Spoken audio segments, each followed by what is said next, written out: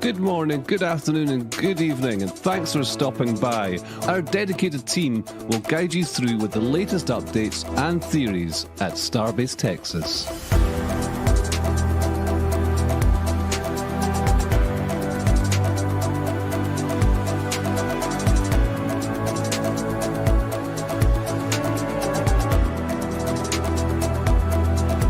To the channel, be sure to hit the subscribe button and the bell icon for future streams. 9, 10, 9, 8, 7, 6, 5, 4, 3, 2, 1.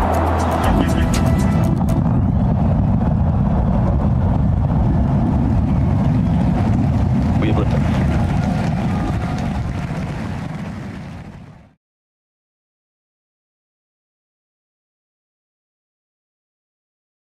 G'day, and good afternoon and good evening from all our friends around the world. Welcome to episode number 168 of Starbase Weekly. We're doing a slightly delayed weekly this week because the flight happened on the Sunday, so we couldn't do a live stream on the weekend, and between a few of us we decided we'd see how a midweek catch-up would go. So I'll introduce our other presenters. I've got B.J. with us. G'day, B.J. Yeah, welcome everyone to another great show. We did have great skies, kind of dodging around the clouds, but got some great images of all the progress, lots of good stuff, and of course, with this midweek one, we certainly have seen plenty of action since then. So lots of good stuff to talk about and look forward to.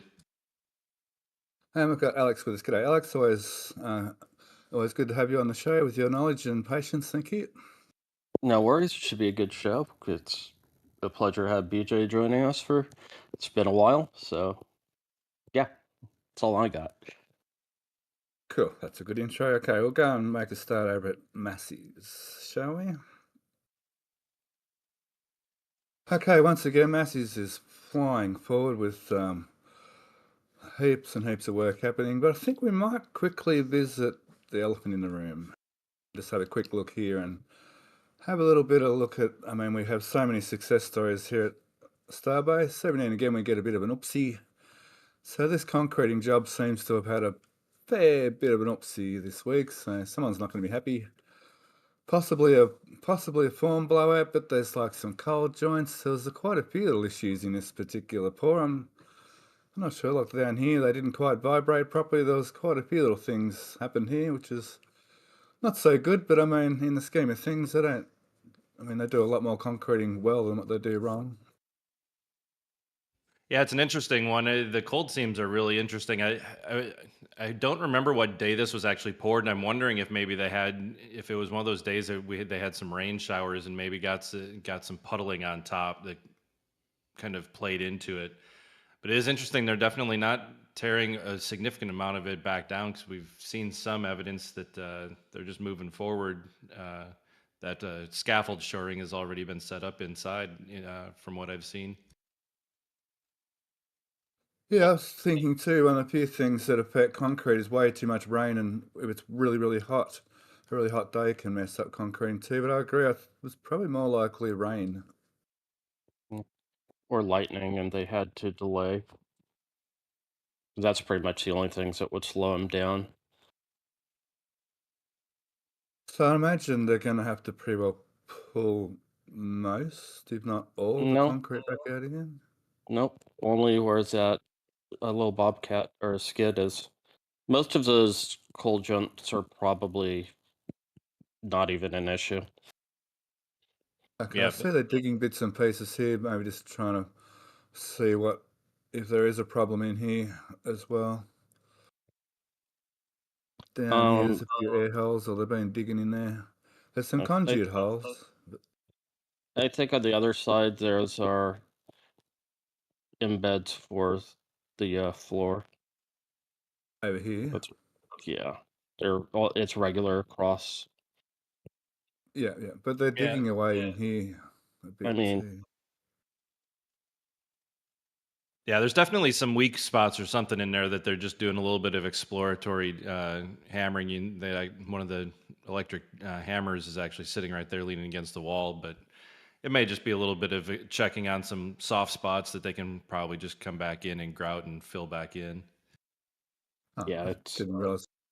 I was only today years old. I learnt that we have 2 photos of this. Yeah, just some checking in some spots. So, too much water, rain, there's a few things can do this. But in here, I guess we'll keep an eye on that. Okay, let's jump over to the flame trench. Now we've picked on them, we'll start looking at all the good things they're doing. That's not the flame trench, this is the flame trench. Okay, one thing to note this week is the mounting bolts for the new gantry for the ship quick disconnect system. So there's looks like they've just chemically bonded bolts in rather than putting embeds in. And over here as well, we can see the 2 lots of bolts for the frame that sits this way. We saw at Sanchez, which I guess quickly we can go. We're going to jump quickly backwards and forwards over to Twitter here. And here we can see the gantry legs have actually been now installed over here onto the... Yeah, they look big. They look too wide in this photo for some reason. It must just be perspective. Yeah, I agree. I think it's largely because of the fact that a lot of the height is hidden behind the tanks. It's one of those, since we can't see the whole rectangle of it, it just kind of gives it that appearance. Yeah, I agree. And actually, while we're here, they moved the crane too, and the tanks undergone 2 more tests in the last few days.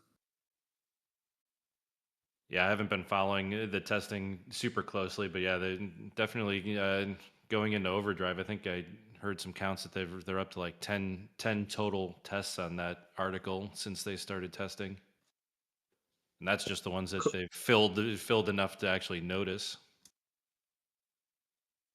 And I saw a question asked whether they may be doing testing over and over to see, for multiple launch type stresses, perhaps. I think they're validating their computer models and getting their correlations a little more accurate. For the computer Yeah, simulation. yeah. Run a simulation, run the moves on the actual structure. You don't need that many actuators unless you're trying to get a very accurate model of how the structure's behaving with a multitude of stresses induced. Yeah, because they certainly have got a lot of actuators on it, that's for sure. And yeah, I mean, it's easier just to iterate this way than making a very dense mesh when you're doing your computations. Any simplification you can get or any deviations from are nice to be able to try and set your weights to minimize. Cool, yeah. Yeah. Now, over back at the... Where's the photo of it? I just had one, dang it. They're starting to work on the horizontal parts of the gantry as well here. We've got some flooring and some, I didn't notice before, and some handrails. Thank you, B.J. Yeah, they didn't gotten quite there. And the other side, the second one also has some handrail, but the flooring hasn't been put on just yet as of these images. Yep.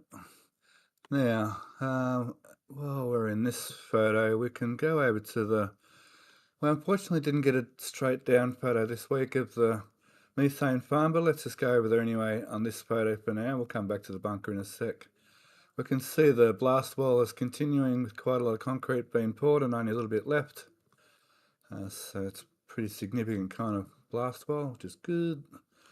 And a big thing this week, we kind of worked out the route that the liquid methane should take around this way, and whether it goes in, enters here or over here, I'm not sure yet.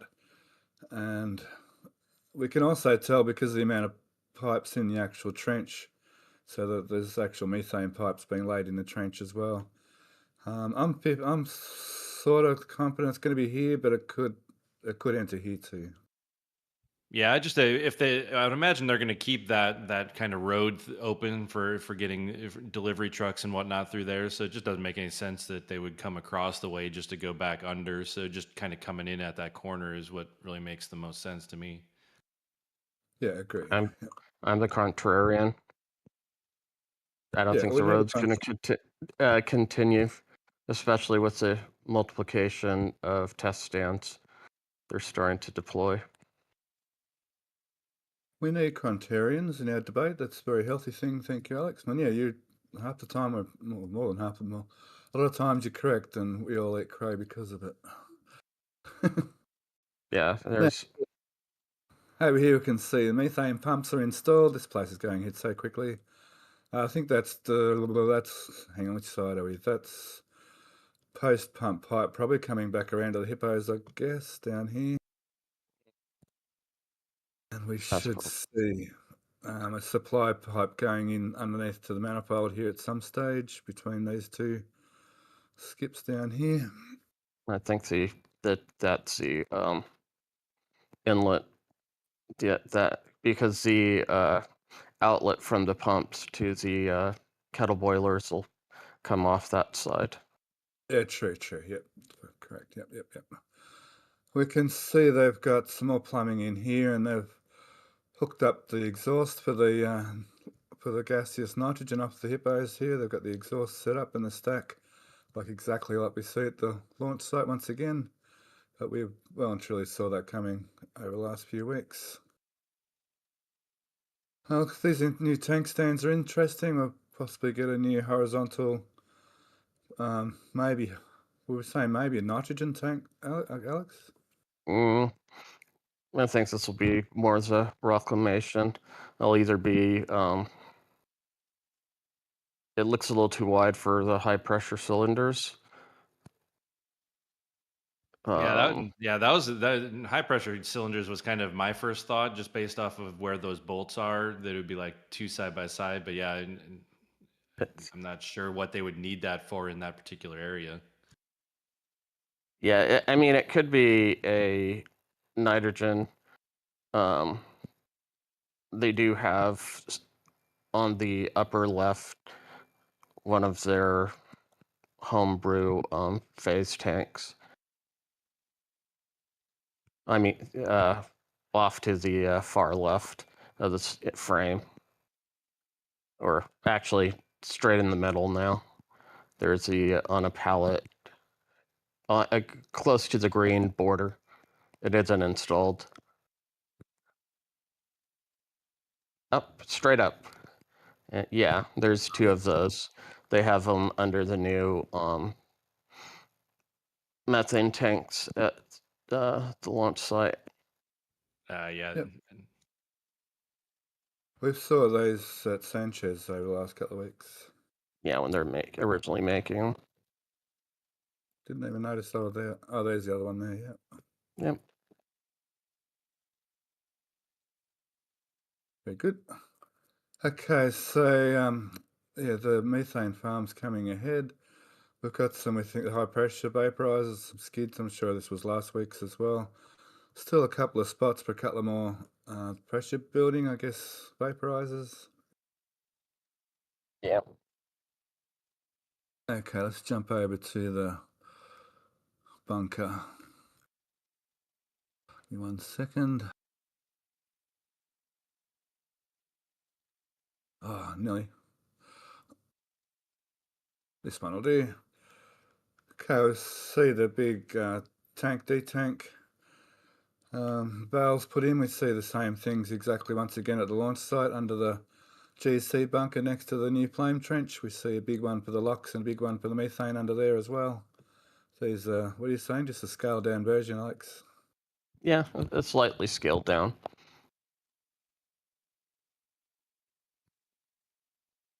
Now the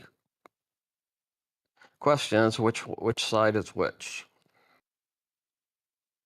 Yeah, I'm going to put a guess methane's on this side, but that's only a guess, obviously, at this stage. Now I've got they're starting to run some of the big lines through. I mean, you can't tell these days because they got to return for the oxygen too, don't they, these days? Yeah. I mean, this is hilarious because they're going to go to the center and then go, yeah, that way. So one set of propellant's going to do a little U for no good reason.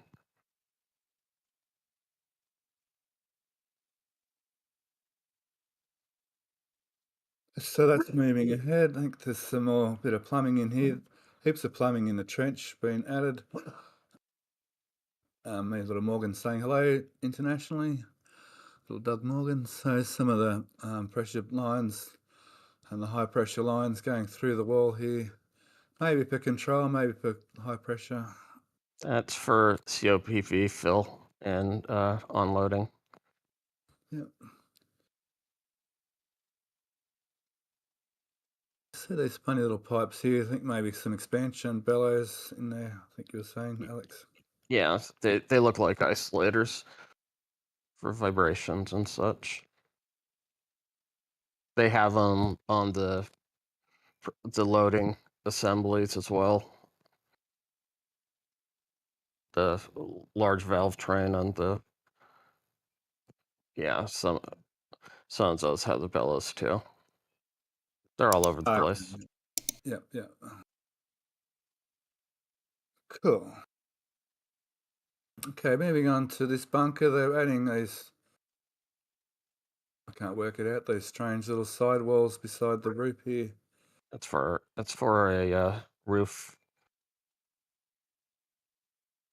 Yep, it'll be a cast in place roof on there. That's why they've got the transformer covered up, and that's just the formwork for the edges of the roof.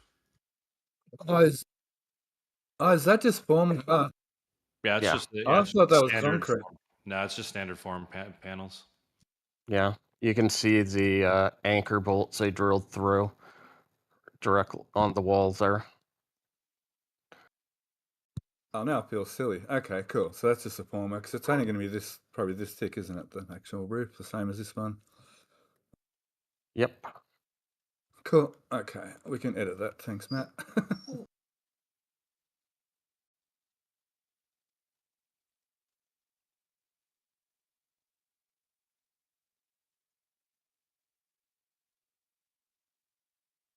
So I just had to remove the dog from the room. He was having too much to say. He didn't know what he's talking about. That's We you. have we have a visitor arriving. The dogs are all saying hello. Okay. Part of the fun of owning our little doggies. Let's move over to the Locks farm. Let's have a quick look. There's a better photo, I'm sure.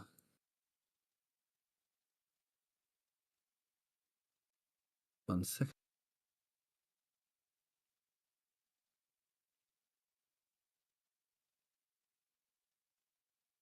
Hang on. Here it is. Okay, lots of cryopipe being staged around the area, and they're starting to run the cryopiping here. Looks like probably this. I'm going to get it wrong again, isn't it? Probably the supply pipe for in here, underneath here, to hook onto that on that side, which I Yeah. think, Alex, is that pipe. It is. You are correct. Oh, now the horse wants to come inside as well.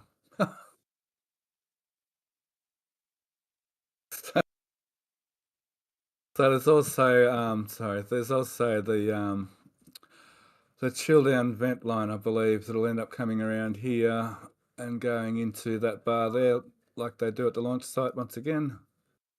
That's correct. And we're still missing a pipe to hook onto here to onto these, but probably underneath on this one.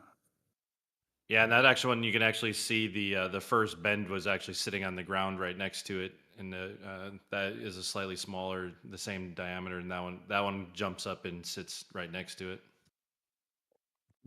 They might put another level on this pipeway. Yeah, they may eventually, but we've seen today that that one is on the same level as the other one. Oh, cool. So this one has to jump over this pipe. Was what I thought. It has to jump over and come down into that spot, I think. Come in between these two and then jump down here. So I'm going to jump over here and down underneath the hippos to bring the locks up, I'm guessing, up through the hippos here again, like they're starting to do. Although, yeah, probably. I still haven't quite worked out what these are for yet. Yeah, I haven't Yeah. either. I haven't either if it's related to some of the other to the cryostation plumbing. Although it seems like they're keeping them completely segregated now. But the only thing I could think of there would be if it's some kind of pass through that allows them to kind of use some of the same plumbing systems, but not actually run through the hippos for cryo testing. Yeah, I agree. They seem to be keeping. It's probably not the best photo. Because they joined this old pipe up in here, they seem to be keeping the cryo stuff still hooked up over here, and perhaps they're going to just hook up the static fire to these, perhaps. Just a guess. Yeah, I almost wonder if it could be similar to what they've got going on at the launch site, where potentially off of that main manifold, they could feed the static fire stand off of one end of the manifold, and the booster cryo stands off the other side, similar to how they've got the LOX tanks between the two sides at the launch site as well. I'm not following you. Well, on the supply side, remember how we've got the new shutoffs that we'll talk about later to be able to segregate, to block off the left and right sides, essentially air quotes on the left and right sides. That potentially that supply pipe, the supply that hits the big tanks and that goes to the top side, and it goes to the 5 pumps up top side for the booster for the cryo stands, and then have a separate feed coming the opposite direction that goes to the static fire hardware. This one might be okay. Yeah, the cryo could still run off these pumps, and this Right. pipe, there's a manifold pipe down here, could possibly come to this for the static fires, I think. I just don't see why they wouldn't pull the locks from the new pumps from the opposite side of that manifold and just jump over 20 feet and be done with it. But that's just me. It's definitely something to keep our eye on there, how they're going to run that lock system. And You know, it would- yeah, they don't use the kettle boilers for the Yeah, any of that's the proof testing. yeah, that's sort of what sort of makes me think they're keeping them isolated as well. But like I said, we'll just have to keep an eye on that. I think they're just going to use the other tanks as well, and they'll just be in the supply manifold, and everything's going to be routed from the new pump stands. Cool. But All right. yeah. Oh, sorry, Alex. Didn't mean to cut you off. No worries. Don't worry about it. Being the contrarian.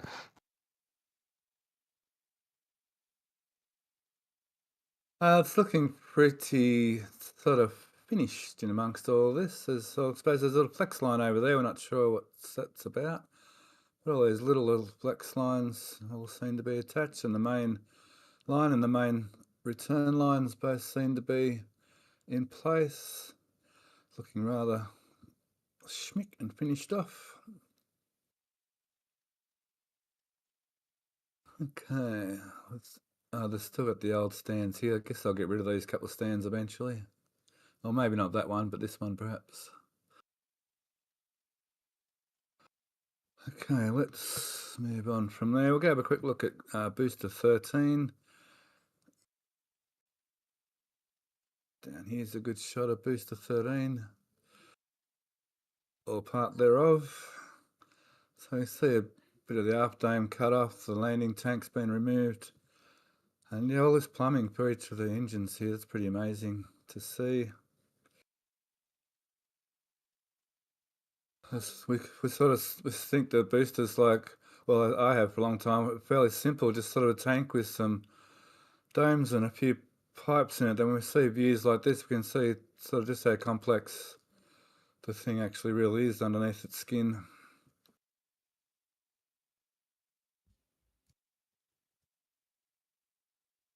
Yeah, there's one of those things when we first saw it, when it was still upright and whatnot. When some of those shieldings were removed, that all of those systems that we're going to see on the exterior of the version 3 aft, the fact that all those kind of circular manifolds were all underneath there and hidden in a way that we would never see them unless we see them tear it down like this piece by piece. Yeah. Also seems to be a main bit of framework under here I didn't realise as well under here. As well as the dome and everything. Cool. Yeah, it's a good view. That's right. Yeah, we're seeing. I heard a few people say that now. We're seeing heaps of things on booster 13 that we hadn't seen in boosters before. What else have I forgotten at Massey's? We've got the flame trench. Everything's looking good there. Down the flame trench, we had a good view. I'm not sure whether it's an issue or not, but certainly interesting. The amount of water coming down the. Oh, that's not it.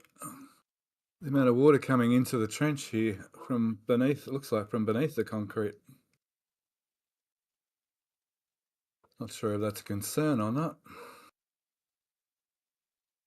Probably not. This week, not much work on the platform there. Maybe they're doing some work in here. Oh no, we looked last week. That's much the same as what it was last week.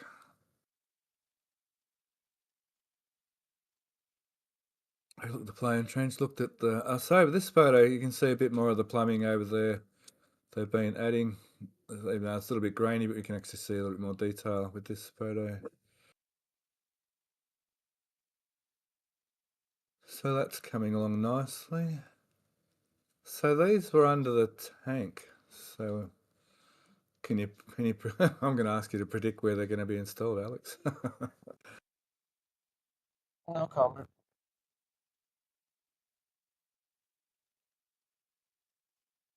Okay, over here, I think there's not much to talk about there. The conduit work seems to be fairly well buried and in place now. They've got the final bit of conduit work to finish up in this area. And I imagine they're going to need to run a heap of conduits across the road as well into that bunker sooner or later. Probably a bit later now rather than sooner, considering they're going to do a bit more concreting. Yeah, I think one of the Okay, only so things that I kind of saw in this, and this picture actually has a good view of them over kind of by the structural test stand there. There's a bunch of fairly heavy-duty steel structures right there. I've been kind of keeping an eye on those over the last couple weeks. I think they started showing up 2, maybe 3 weeks ago. I'm curious to see what those are part of, if they're part of some of the new static fire stand hardware, or if what exactly those are. But they seem like they've been working on them over the last little bit.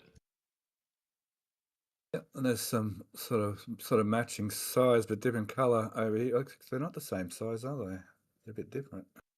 Yeah, I think some of those I-beams are similar in size, but yeah, looks like there's 2 stands of some sort, because you got the two straight ups ones, and then there's the other 2, so it almost feels like they might be somewhat related to each other. But I'm keeping an eye on those.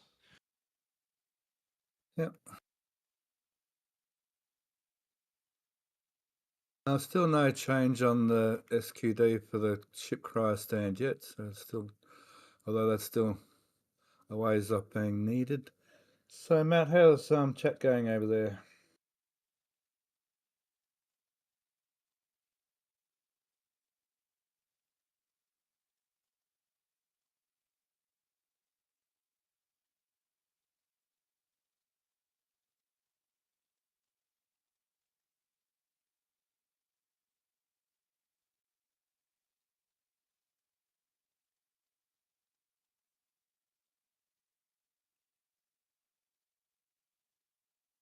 Oh wow, cool. Make sure if you can't do a donation, make sure you hit the like button as well. Thanks. Nice little panoramic here of the 2 the Ad Astra sites and the accommodation sites and the spare lot. The other little spare lot, and over to Rio West, so it gives you a bit of an idea how things are situated together. Rocket Ranch's outpost over there. Rocket Ranch itself is over there, a little bit more over there. Have a closer look. This accommodation block is pretty well finished. A few more buildings to be added here and there. Looks like they're doing still a little bit more work to do in those couple of dirt areas, but mostly it's finished. Sorry to interrupt real quick, but my voice did not come through the last time, so I'm just going to redo that real quick. Wanted to say thank you to Just Martin for 5 gifted memberships. Thank you to Methane Man for 10 gifted memberships, and Crane Man sending a $50 PayPal donation. Thank you so much, everyone. That silly button. Very good. Ad Astra seems to have getting that same sort of roofing as the office building. That's looking quite good. Not much to report at Rio West, the same as most weeks. It's going ahead as expected. They haven't put any water in the pool yet, that's what I'm looking for. So yeah, it's just coming along nicely. I don't think there's anyone moved in quite yet. These couple of houses are probably pretty close to being finished. They've even got their roof decks finished, so it's looking nice. The spare lot, I guess parts keep coming and going in here. I don't keep track of it, honestly, myself too much. So certainly using the extra room, they opened up the back of the block though, that's for sure. The batching plant, well, it's looking much like it always has been. Looks like there's plenty of concrete pigs around. So this plant is definitely getting a huge workout lately with the Gigabay especially, and in the future for the road.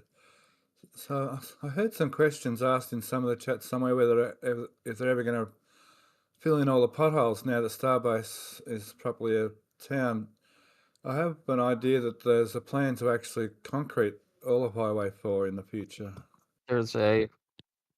I think in the spring they're widening it to 4 lanes. I don't know how much detail you want on the plan, but it's definitely in motion. Yeah. Then we can. Sorry to interrupt here, but there is a plan to go all the way from Sanchez to Brownsville with 4 lanes. Cool. 12-foot lanes, 8-foot slides, and I think 12 feet separating the two sets of lanes. Oh wow. It's huge wide enough. expansion. Yeah, it's wide enough that they could transport a vehicle on and still have 2 lanes open.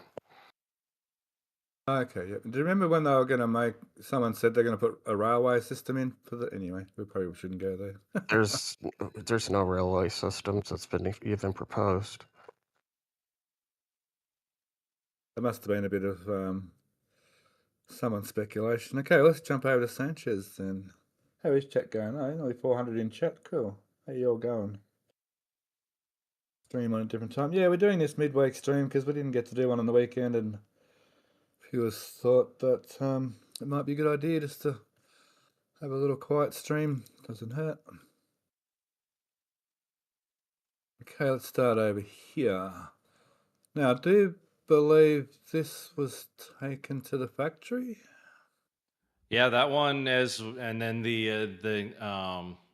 the tower frame, the stand that's over on the other side of that's a little bit farther down. They both went in. I believe it was Monday. Seem to be highly tied to each other. I think we actually have seen through the windows of the factory that stand has actually been stood upright and probably put on top of that stand. The ring stand. So does that mean if there's a ring might go over the outside of that completely? Probably. I would imagine. I think when we were looking at it, some of these the bolt hole alignments are a little bit different on this ring, but it does seem like it's similar to the ones that have those little wedge aligners that we saw a couple weeks ago. And the when we get there, and we'll talk about it here in a little bit, I'm sure. But the other tank on the rolling stand that was in here back in May. Seems to have similar bolt holes around the actual ring stands that so it would potentially have a barrel that could slide over the top of it. Okay, and put one of those centering rings on here, like with the little wedges on it. Yep. Yeah. Yeah, and if we zoom in far enough, we can actually see. We could actually make out. There's in the 4 corners there. You can actually see just to the top right of your hand. You can see 4 bolt holes. Essentially, there's a rectangular shape of 4 sets that show where that stand sits. So the other corner would be just below your hand there. Oh, I'm getting right where I'm getting potatoing. Sorry. There. Yeah, a little bit farther in, pretty much right off the corner of the handrail, where that handrail post is on both of those 2 corners. There's another set, yep, right there. And that's where the 4 legs of that stand that we were just previously looking at. And then the ladders would be to the left side of that stand. And then that fills in why we were missing handrails along the long sides, because here on the bottom you can actually see the 2 handrails. That would be the top of the stand, and then the bottom of the stand is at the bottom of the image. Oh, those are handrails you think here? Yeah, those 2 that are running parallel, those are the handrails. So that's why during show and tell, we didn't really put, I didn't put it together that these 2 were related items until Monday when they both rolled into the factory a couple hours from each other. And then I started looking at those bolt patterns and the spacings and all that stuff. Because I found it interesting during show and tell that there weren't any handrails along those 2 interior longer spans. And it confused me why that didn't exist. And then it kind of made sense. Yep. So another strange new type of construction jig, and I think you nailed it when you lined up these holes with the legs, and these are those from around the back we see, is that what you're talking about, around the back of the build sites, Ringard, that we can see those same sort of rollers. Yeah, a number of the stands have it. I think even actually, I'm not sure that other stand had it, but a lot of the stands have those heavy duty casters on them for being able to roll them around. I think the aft stand cart had it. A number of different ones have those heavy duty ones. The other thing that's interesting is that you can see the circular hole that's cut out in the middle of this stand. There's a similar partial hole in the top of the upright of the tower that goes with it. Makes me think that this might be something related to maybe ship transfer tube potentially, or transfer tube of some sort. Could even be related to maybe something that's pre-built for inside of the booster, the smaller tube that's inside the big booster transfer tube. The tube inside the tube. Yeah. So yeah, if you look at the top there, you just to the right, yeah, in that guy, in this image doesn't show it quite as well, but that left side of that cutout on the very top platform is the same size circle as what is in the base. But Cool. from prior stands, they usually use a large cylinder pipe to add platforms, like the stand that rolled out with that new tank on it. That's what that hole in the center at least reminds me of. Yeah, the fact that there's that second level just below it makes me think that it's for some part of flight hardware that goes in there for assembly. But yeah, it could be something structural as well. Because if before they flipped the stand, that was like a socket on the base of that cross member. Cool. Those shapes in the side are kind of weird too.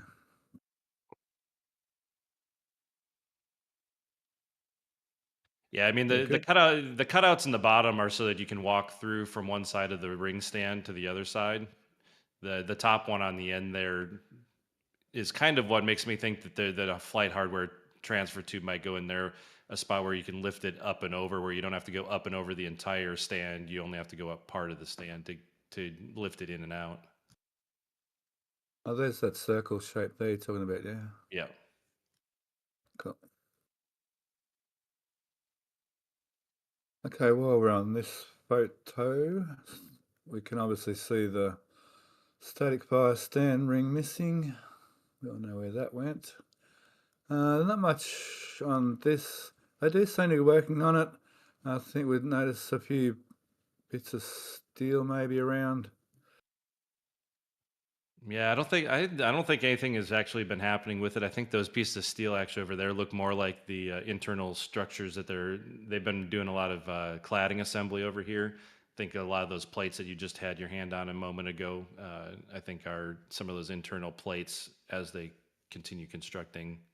Yeah, 'cause you can see two of them where you buy the argon tank vaporizer, and right where your hand, to the right of your hand, down, right by the vaporizer and the argon tank.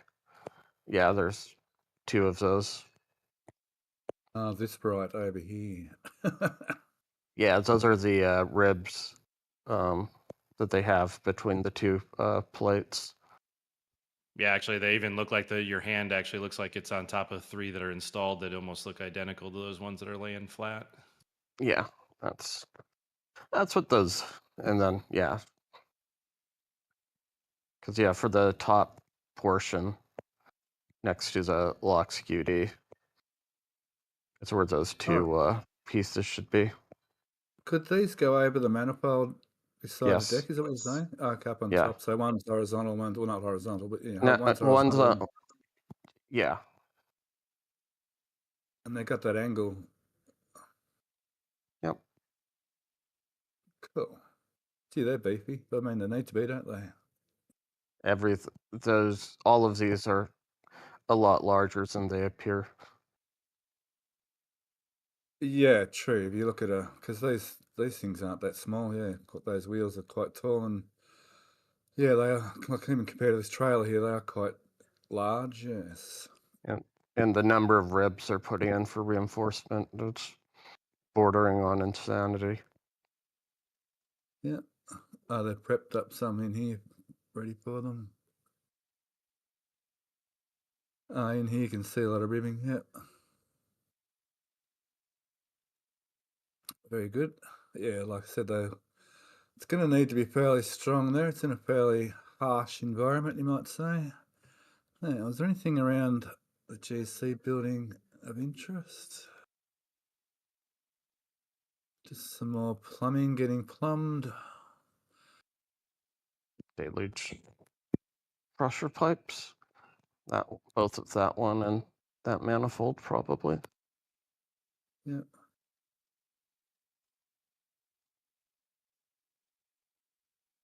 I'm still using it as a GSC building. I keep calling that the grey area. It is technically the ground fab building. Ground fab, sorry. Yeah. That's what I said. Okay, let's have a look at the QD arm. Voila. Hang on, I've got a better one than that. I can just find it. Or maybe this one will do for now. So with some more, perhaps some plumbing for it, some more bits and pieces. The two ladders, or whatever we saw, these two vertical pieces we saw laying down last week to build it into a cage. And what were you saying about these, Alex? I thought they were going to run across the top of the arm, potentially, or on one of the sides on the outside. For the cryopiping. So the main cryopipes on this arm could possibly be on top of the arm rather than inside the arm. As we've seen somewhere else. Where was that? Remind me of that. I forget. But if you look at, We saw it before they had broken down for anyone who's seen the Florida arm for 39A. Prior to some of that, before they took it apart to start doing some retrofits to it, the pipes were assembled on it, and all of the main cryogenic pipes were actually on top, and that's where we were kind of thinking that this might be part of that. or it might not be related to it all. Yeah, that happens. There's some newer hints that we may have been initially wrong, but I don't know that if there's any answers on what it is, though. Aren't they welding something on one of the OLAT legs? Yeah, they're adding cable tray to the back leg, which is getting ahead of ourselves, but it's not that. Alex, are you hungry? Well, to be honest, when we were doing the show until last week, I may have actually been one of the first people to suggest that the shape of that looked like the top of the the QD arm as well. Because of the angles, wasn't it? Mm-hmm. But it's probably going to sit in that orientation. If you look at the cross, there's triangle or support struts. We'll keep an eye on that.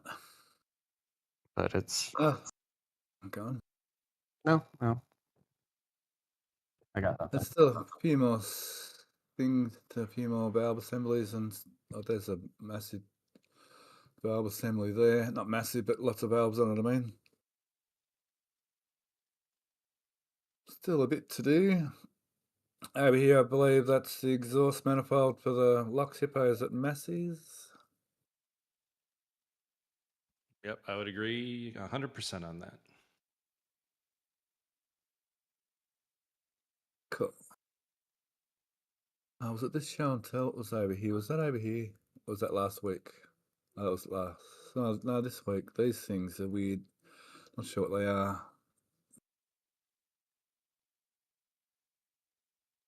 Sometimes weeks run into each other when you're doing this.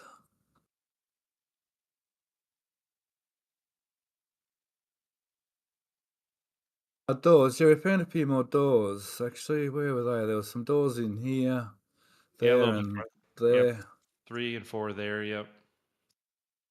So these are the doors that go on the upper part of the. There's two slots in between the main arms on the new OLM2, and they'll cover the. So somewhere there should be two sets of attachment points, and they should like swing up inside the ring a little bit to get out of the way. much like the new BQD doors themselves. Those could be the motors for the Massey's platform. Yeah, we thought they Might might have have been moved grid motors, but they're not really the right sort of orientation. the gearbox. I don't know how that would fit. Yeah, plus the output has to be centered, whatever. I don't know. Yeah, well, I would imagine the output has to be centered, but not sure. What's it called? Not Marvin. What's this one called? That's Grover. Graver. Yeah, Graver's finally been dismantled with its wings and everything. I haven't heard anybody say that it actually did anything while it was extended. Yeah, I think the only time we ever really saw the hook come down while it was up was a week and a half ago. I think maybe we had seen in one of the flyover photos that the counterweight test tray was sitting lower, that they were potentially load testing it in that configuration, because it didn't seem like the luffing jib had ever been used before, even though they've had a lot of the hardware for a while. Okay, just to do a yearly what do you call it? Certificate or whatever. Yeah, it could have been an annual certificate, or maybe even, since it was newer hardware, it could have even been some kind of initial certification. Is that what's on top here? The lifting is what it's on about? Yeah, that's the luffing strut is just sitting on top of the jib. Yeah. Cool. Ringard, we see a new piece here that has some coupons cut out with circles all over the place. There's quite a few weird circles cut in it all over the place. And the finish finally cleaned up SN2 water tank. I still haven't scrapped these articles. I guess that'll be scrapped sooner or later. I think there's a new tank. I've got that on X actually while we're here. I suppose we can look at that. Thanks to Lab Padre, this is getting taken to the scrapyard. Was taken to the scrapyard. When was that? The 17th. Yeah, that was earlier today, this afternoon. So another tank for the factory to be tested. Yeah, this one's a real interesting one, because it seems like it was a very mixed level of testing. I mean, it definitely has some newer V3 ship aft components to it, but there's also a number of different things in here that almost seems like they were doing a few tests with actual processes for the aft, and maybe even some of the other tests might have just been some onboarding of new tooling or whatever. But there's a lot of different things, different couponing all over the place, but definitely some ship things in there, some RVAC holes potentially. We'll have to wait and see what an actual flight hardware looks like to see what's real and what's just test stuff. I'll get another good look at it on the weekend, hopefully, with the next flyover.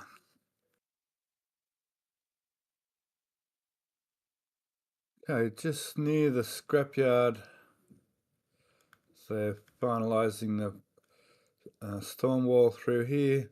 So it looks like they are going to exit here. We can see some of the formwork. He looks like they're going to exit into this area here.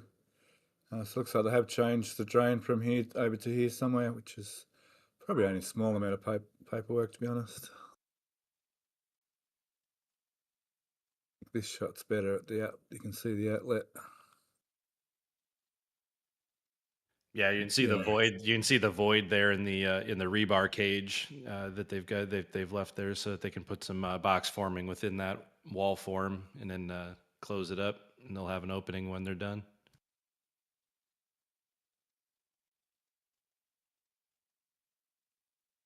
Very good. I think that photo's in the build site lot.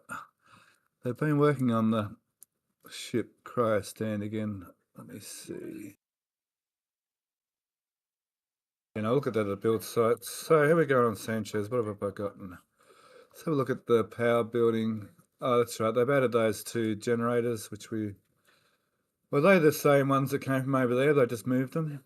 Or were they new ones? Yeah, no, it's all three of those that are on there. There used to be were at that other location last week, so they're not new, just relocated. All three, yeah, cool. Yeah. And are we thinking they're going to reuse this or pull it down? The fact that they seem to be working within that building ever since they removed the 5 generators from it tends to make me think that they're going to keep the shell of the building, and whatever is going to be new will be put in within it. Yeah.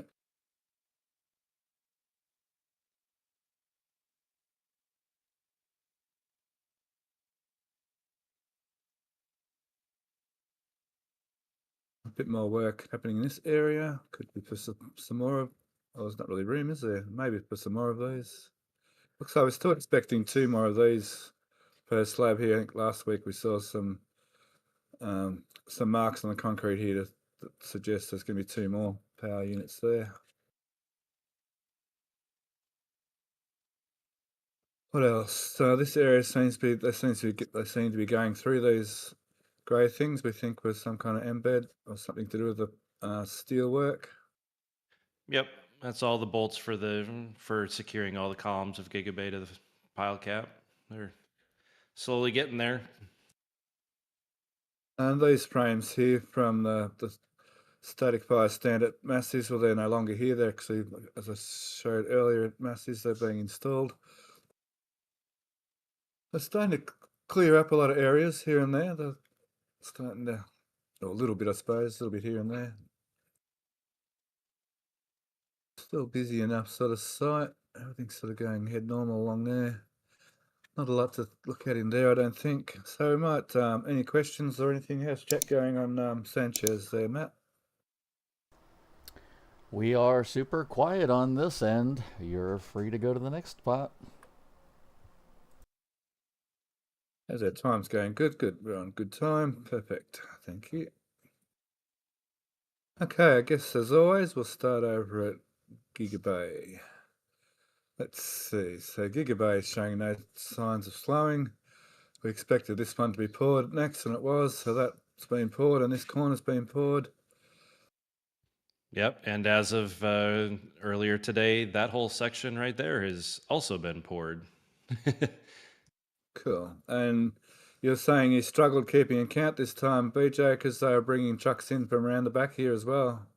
Yeah, they brought in a third pumper truck for this particular one. They had 2 along the parking garage. They were parked in nose to nose, so the hopper for the one in the back they had actually opened up the gates there to Joanna, and we're bringing in a number of the trucks from that side. So we didn't get any views from them from Rover 1 to be able to count. But given the fact that this pour was exactly one partition wall and one workstation larger than what the would have been the second pour on the opposite side was, I'm fairly confident it's right around 300 trucks to do that pour, where we had 200 for that previous one. Yep, that math kind of makes sense. Yep, math. Sorry. Yep, 50% more space, 50% more space, 50% more trucks. So the last section was this sort of this big, whatever. Yeah. Yeah, Cool. they stopped it right after the second partition wall. So yeah. So they could do this in potentially in one pour as well, or maybe even all this in one pour as well, potentially. Yeah, we actually saw some evidence today that the partition wall for the middle is going to be the middle will be the next pour, and the partition wall is at the same spot that it is at the garage side. So it'll be essentially 6 workstations and the adjoining walls between them. Cool. It's coming ahead fairly quick.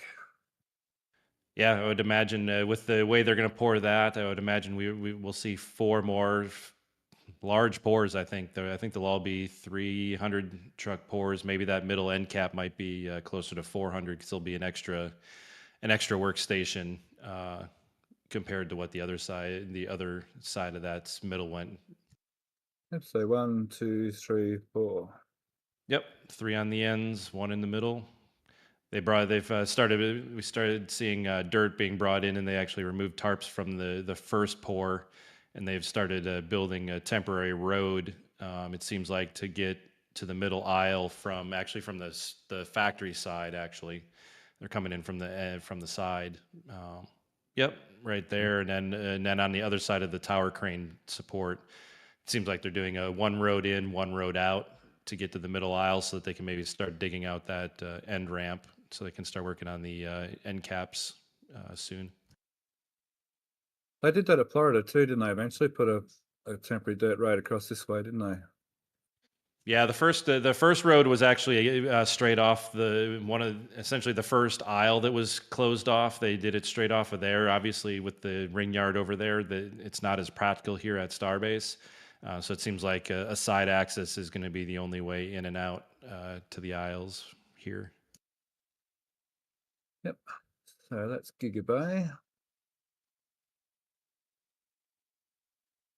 A little look into Megabay 1 here. We can see the hang on, what's on top of that? The can crusher. That's another test tank. Yeah, it's booster 18.3 is the name that we think it goes by. That's it, 18.3. Thanks. Yeah. And it's probably welded on top on top of this. They've done that before, didn't they? On this test stand, welded articles on it rather than clamping them. Yeah, with the since it doesn't actually have an ad, that test article doesn't have a full aft. It's just a kind of a bare barrel ring at the base. They really had no other option but to take that new. They had bolted a new mating surface to the top of that ring before it left Massey's, and that's what they're using to secure that down.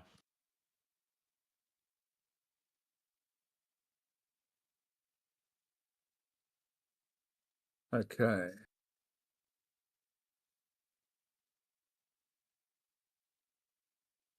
Yeah, I'm just gonna look at the background here. Okay, Jack, cool. All right. I will, though, have a quick look. Things that's on Twitter. We had a new tank. We'll just leave it at the fact that it went into that bay, but BJ for now, please. Yeah. And it's a request from the guys over there that they've. Oh, where is it?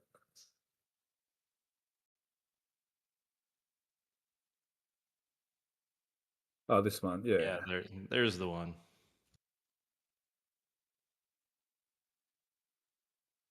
This one, now we'll just leave it at the fact that that weird tank actually went into Megabay 1.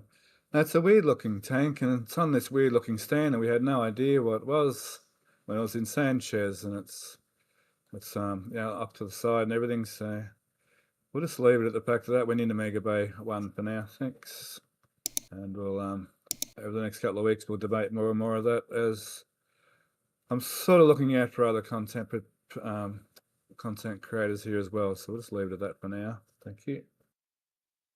And thanks, Jake. I appreciate that. All right, moving on. Megabay. So Megabay 1, that's in.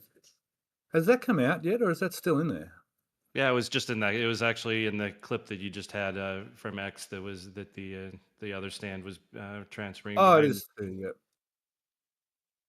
I was in plain sight and I didn't even see it. Sorry.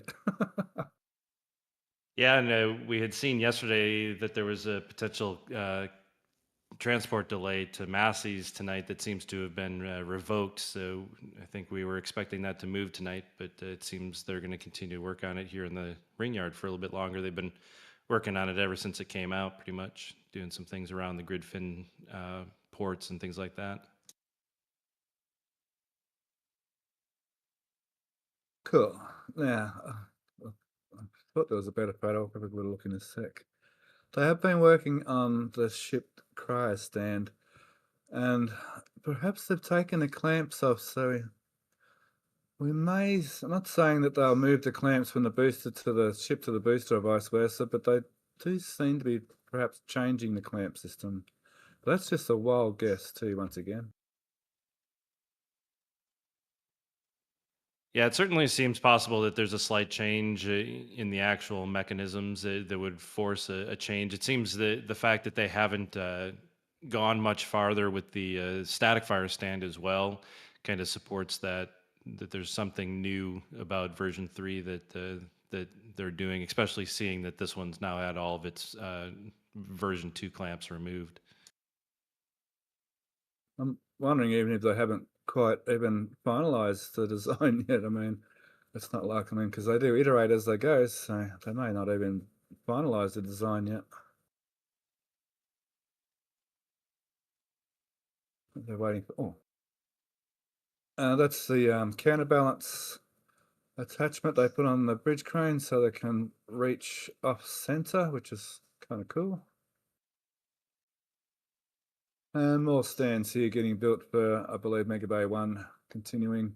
They get changed a little bit each week, so they're still continuing to add them. It would be nice to have another look inside Gigabay 1 one of these days. Hint, hint. Nudge, nudge, Elon. Yeah, they moved that. They moved as soon as Booster 18.3 came out of Mega Bay 1. The beam went back in, and I believe one of these platforms was actually installed early, right after that happened. Cool. And coincidentally, across the road there, that single-leveled black and white stand that we've been seeing, the multi-level, that one actually rolled into the factory as well this morning. Oh, so it remained as a single level. It did. Kind of surprised me on that. Yeah, same. Thank you for that update. I feel like I'm a bit behind some days when I talk to you, but I know you're dedicated to viewing a lot more than most, so we appreciate that. Yeah, a little bit too much watching. The Gigabay allows for a lot of things to happen behind, and the Ringyard has been very active the last few days, so been keeping a lot of people busy on their observations. Yeah, true. That has been rather busy. So that's Gigabay 1. So it's still got 12 and 15 in there, and half of 18 at least, and that's about it in there. Gigabay 2, it's got obviously ship. Now it doesn't have ship 38 in it It anymore. did. It's actually rolled. I believe SpaceX actually released some images of that.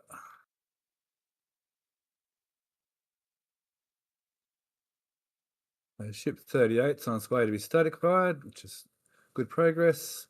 I believe it's going to be a fully tiled ship this time around, and they've finally got rid of, finally finished those experiments, which is, to quote Zach, thank goodness they finished those experiments.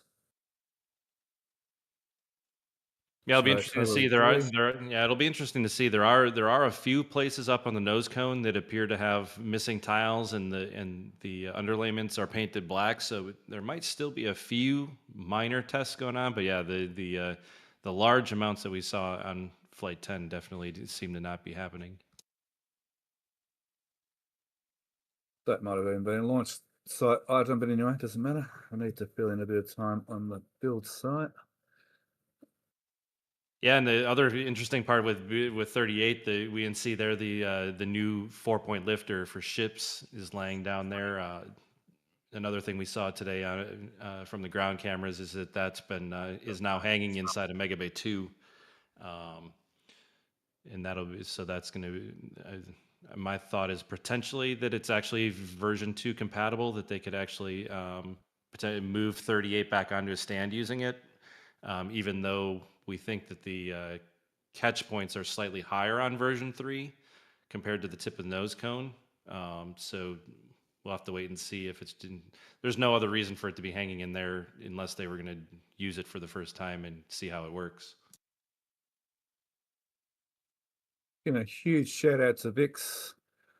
She's one of our fellow members on Zach's CSI channel as well, and she posts heaps of good videos there on X. So if you want to have a good update of what's going on around SpaceX through the eyes of Lab Padre cameras, be sure to give Vix a follow over there on X. She's amazing, and she does a lot of counting of the tanks, of course. I think there's a count here somewhere. Here we go. So daily cry deliveries. She's pretty amazing with that as well. So Thanks, Vix, from over the UK way.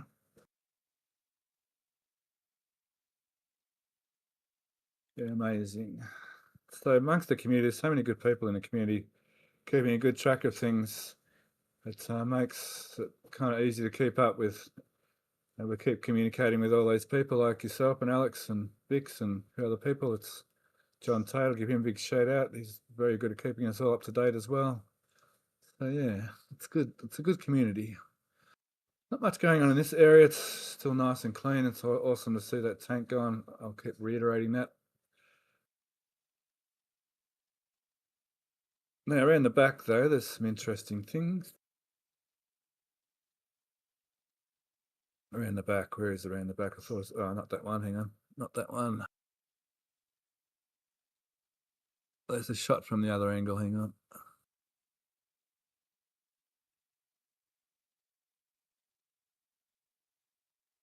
One second, why can't I see it? I probably zoomed over it too quickly.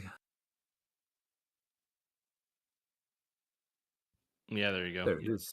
Yep, there, or a couple of them there. But yeah, that one's a good one.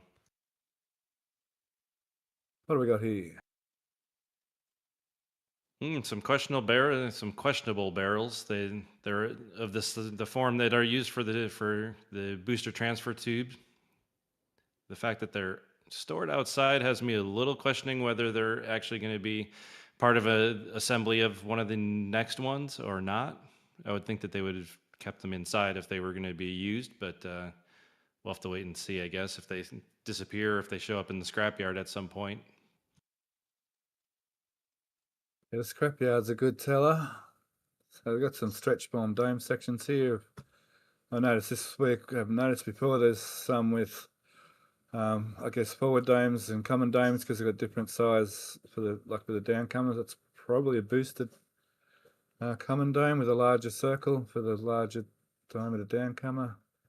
Maybe a ship common dome and maybe a ship forward dome or booster common forward dome. Seems like 3 different types of stretch form there.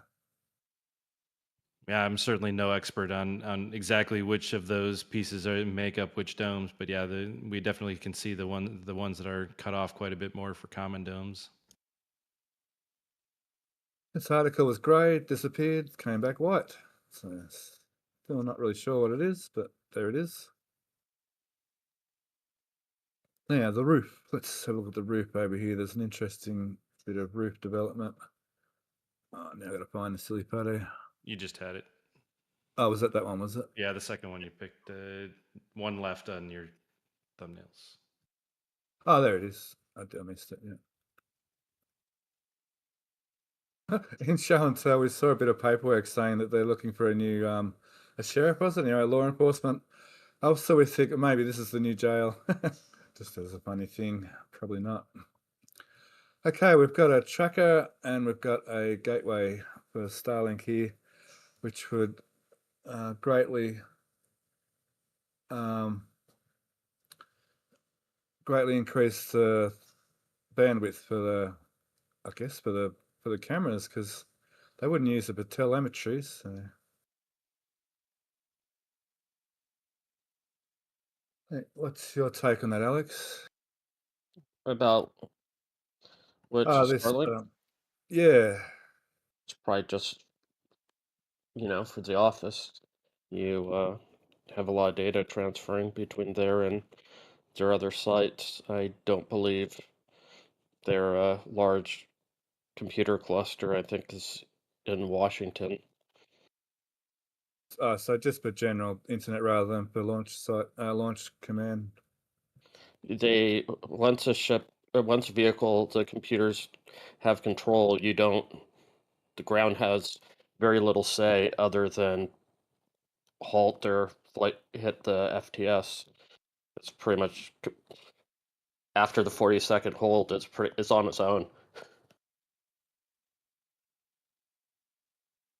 So Actually, I've just been advised we can see it on lab cameras anyway that tank Booster 18 was sleeved. I think that's what we're looking at. Booster 18 was sleeved over that odd tank. Thanks, Jake, for the update. Not sure. Can you make that out in there? Yeah, that's definitely the top of the LOX tank of Booster 18 with the Whippletree load spreader right, hanging above it. So it's definitely not one of the complete ones. Is that the tank, the new tank there? No, that's Booster 12 in the background. Actually, right below it, right there at the just above, you can see that's the top of the LOX tank there, just a little bit higher above that dark black spot. That's the top of the tank right there. So we're seeing the common dome. Those stringers just below are where the common dome is sleeved within that barrel. Oh, I see. And these are the load spreaders that are holding the LOX Yep. tank up, yeah? Yep. Gotcha. So Yep. that's moved it over. So essentially, because that assembly we were looking at earlier is on that stand, that they essentially lifted the tank over the top of it in front of the doorway. Nice. Cool. Good on you, Lab Padre. Thank you. Thanks, Yeah, Jake. it's nice. Yeah, it's nice that Sentinel can see that one. When we saw some of the other views of 18.3, it's just a little too short to be able to see over the taller part of the factory from Sentinel. Okay, cool. So, it's a landing LOX tank. Is there any? What did you say earlier, Alex? Is there any room left for LOX in the LOX tank now? They're putting so many things inside it. Yeah, I mean, the methane transfer tube seems to be holding a large percentage of their methane at this point.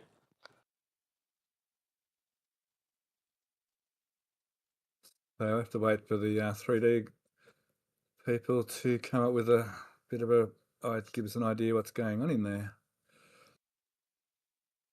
I mean, the thing is, like, even that tank, its volume is not that large. And because I think it's only a 3-meter tank.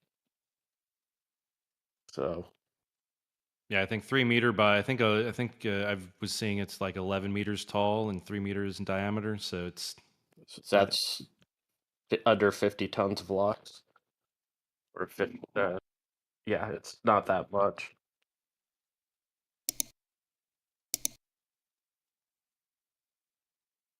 Yeah, because 9 meters is quite big, eh? I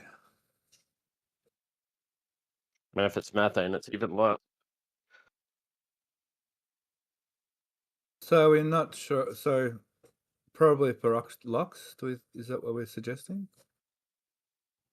I don't know that I've heard a good definitive answer. I think it could probably, personally, I think it could go either way, but it seems maybe LOX.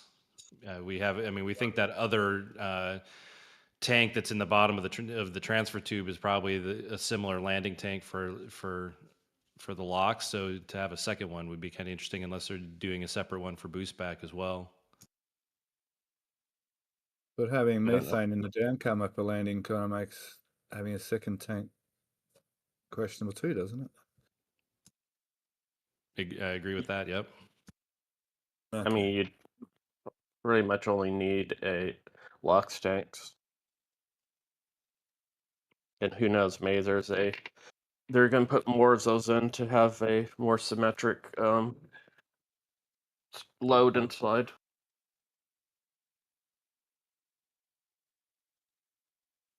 Could do. Okay, thanks for that.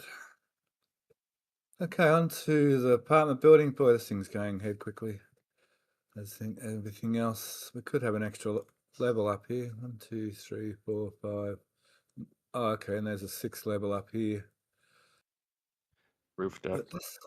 Yeah, it's probably lines up with the roof deck of the parking garage, because obviously as it as the parking garage goes up. But I do believe I actually heard some rumblings that the parking garage may not go all the way to the roof level. So we'll have to wait and see. The renders that we saw from the county filings didn't really give us all the details on the construction of it. Are there? So they have. Sorry, Alex. I don't remember seeing any foundation work for the parking garage too. It's pretty much only the footprint of the ramp is what I remember it is. So there's Yeah, all this internal space. Eventually, it's Yeah. going to have something. Yeah, I'm expecting the main portion of the, at least the first levels of it, to be clear span between the middle and the outside on there, so it'd be 3 lanes, not where the garage on the other side of the factory is just 2 lanes spiraling. This one would have a center lane and then an additional spiral around the center lane. I just don't recall seeing foundation to support outer structures of it, is all I'm saying. And nothing on these prefab buildings indicate that you're going to have structural beams connected to them. No, I was just looking at that. There's no like attachment points here, but there does seem to be a room here for maybe another layer of concrete panels going up that may have those provisions for the floors. I mean, here. if you look at the grade beams that are on, there's like all grade beams are much wider than the walls that are sitting on top of it. Sure, yeah. So, and you should be able to see the embeds where they're being locked down to. Keep looking on, have a look, keep an eye on that. So they've added more over here. Looks like maybe a 1 or 2 or 3 even elevator shaft set there. Looks like some kind of open area in here with these weird beam systems in here. So maybe part of a shopping complex or something in here. I don't think they've put the walls in because you can see the mounting points for the various beams on the far wall on all of there and on the column, the elevator shafts. Yeah, and yeah, they just haven't started doing that section yet. Okay, So not in the first step here. It's a bit big.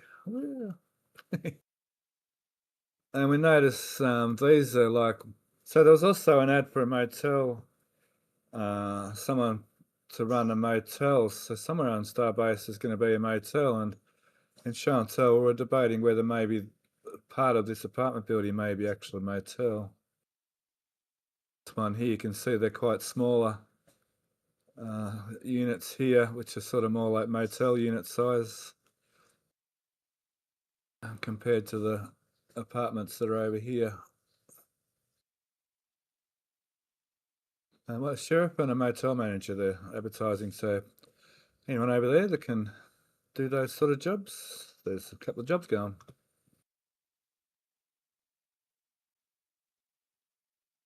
Okay, let's have a look at the village.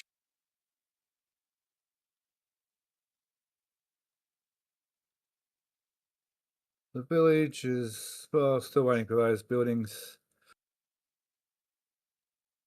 I think I've got a photo. Yeah, these buildings, they're advancing, just seems to be kind of slow. There's so many buildings, residential buildings going up at the moment. They sort of must be spacing themselves out a bit around them. So they're doing a bit of concrete work here and a bit of siding work, but they seem to be kind of slow over here.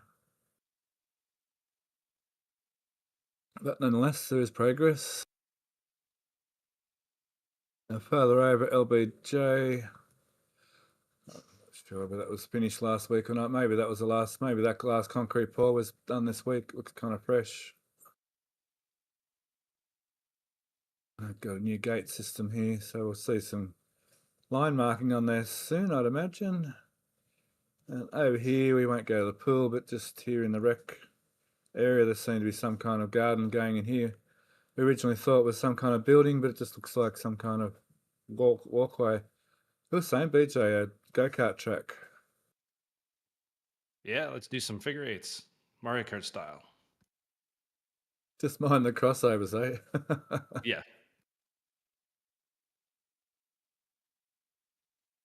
As you do a bit of go-karting, don't you, BJ? I do indeed. And That's I was pretty awesome. I was just looking back. Our middle of July flyovers do show structural beam supports along that wall of the apartment building. Oh, okay, over here. Yep. Yep. They're just buried along San Martin. They've been buried. That's San Martin. Yeah. Oh, there's a ton of stuff buried Actually, under there. yeah, actually, they are mostly. You can actually see them visible. You can see the curtain wall foundation is solid, and then you can see the columns. But there's piles underneath that whole side as well. Yeah, a lot went on in there. There was a huge amount of foundation work done under there. A curtain wall. Oh, okay. Oh, the curtain wall.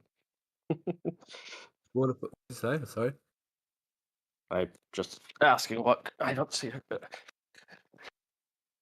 curtain wall, Alright. but that's just semantics. Yeah, it is. But Curtain walls are traditionally held, are flying from the frames of buildings. They're not usually, diaphragm walls are generally below surface, but technically that cladding they're applying to the bunker, those concrete panels are curtain walls.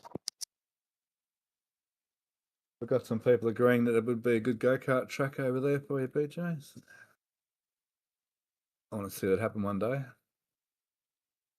What else on the build side? That's about it. I think. How's chat going over there, Matt? We are still light on questions, so you're free to go to the next spot. 500's not bad turnout for a midweek chat, for a midweek show.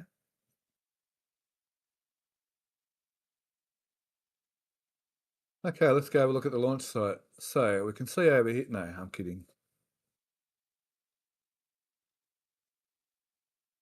Let's try a bit closer. the cladding on the structure looked like a stick man in that far shot. Ooh, somebody's got jokes. Oh yeah, there's two.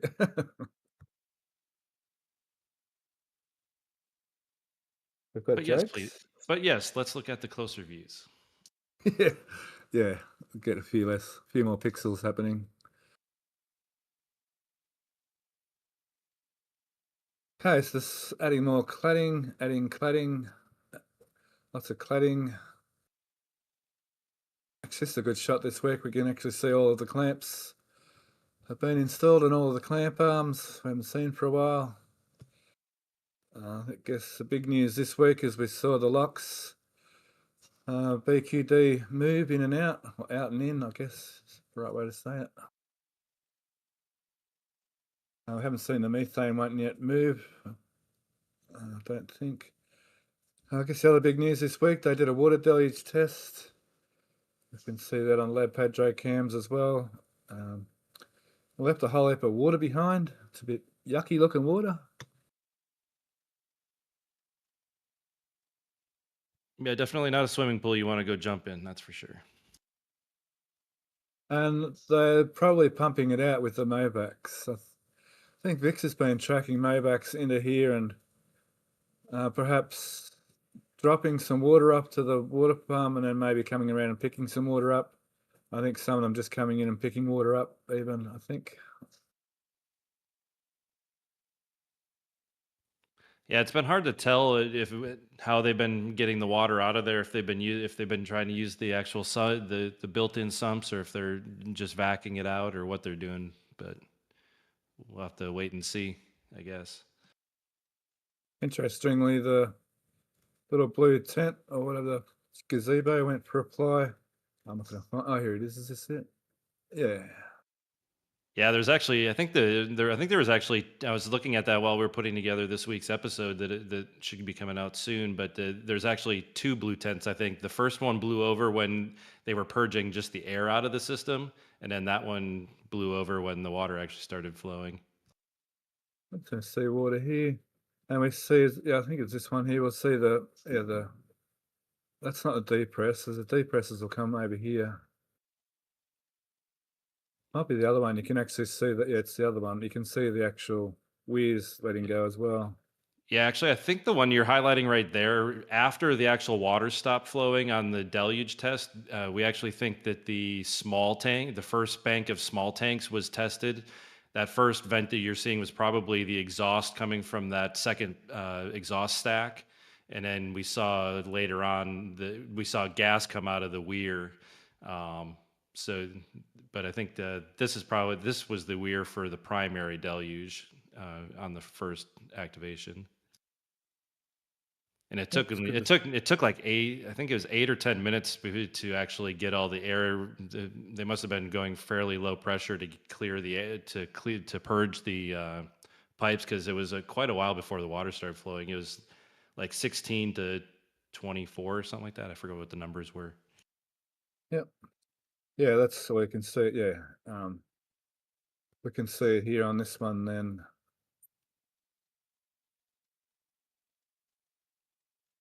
Yeah, I think there was one that was like a minute. There was like a minute and 1 second clip too that was put together that showed the very initial gas generator initiation, and then the weir, and then it showed all the time, and it fast forwarded a little bit.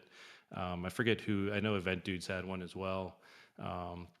I don't think that was Vix's one that I'm thinking of, but there's a couple of people were putting together different examples of all the different stages. I don't think he publicly did that one. I think it was within the Discord Cool. channels. I don't even know that I've got him. I should follow him. I don't even know that I'm following Ventude. Yeah, Ventude's been a big shout out to Ventude. It's been another person in our community that's been helping us out heaps with background information for us. He's quite often in our show and tells and brings up documents and so on for us as we're speaking about them. So thank you very much. Okay, so that's sort of what's going on with the launch pad. You can see how much water's in here. It's all the way up to the top of the flame trench here. It's quite a lot of water. And just while we're here, we've got the retention pond's been poured. Looks like that's how it's going to be, just a sloped pond rather than a wall on this side. It's just going to be sloped into here. And they've poured 2 more guttering here, the curbs, I guess you want to call them, to direct water over that way. And while we're here, they're getting ready to pour more concrete.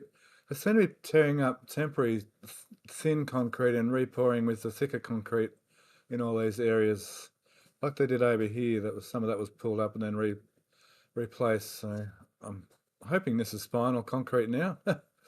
That is final.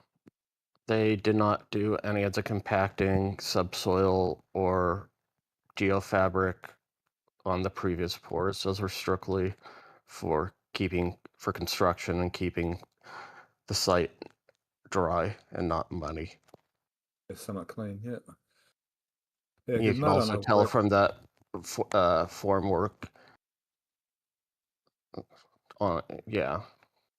It's quite thick. Yeah, it's a foot thick. It's just tall because of the slopes in it. Okay, yeah. Oh, that's a bit of form. I thought we were looking through some, doesn't matter. Yeah, that's for the blast wall. Yeah.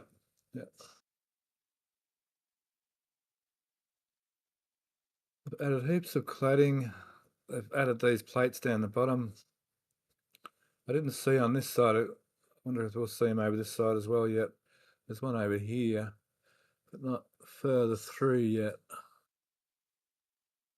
I guess that's to help attach the plates. And those new pieces we saw at Sanchez, I was asking, are they in here, right here? Yes.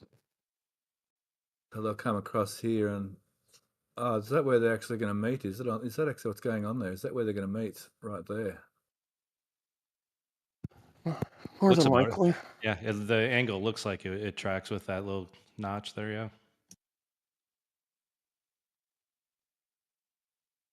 So this week, I'm not sure we saw it in previous weeks. I might have to look around the other side. We're starting to see some mechanism in here for the other little doors. Let me just swing around the other way.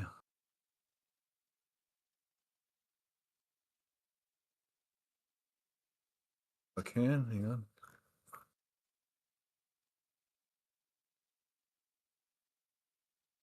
Hang on, I thought I saw a photo this week we could see in there. Good.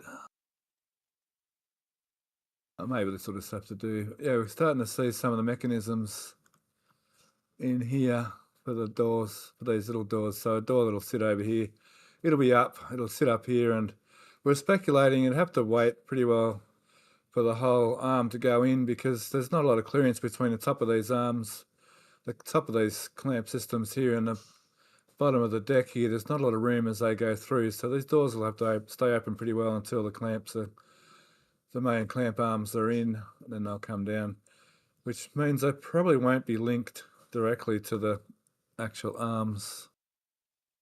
Or there'll be some fancy linkage that'll make that happen.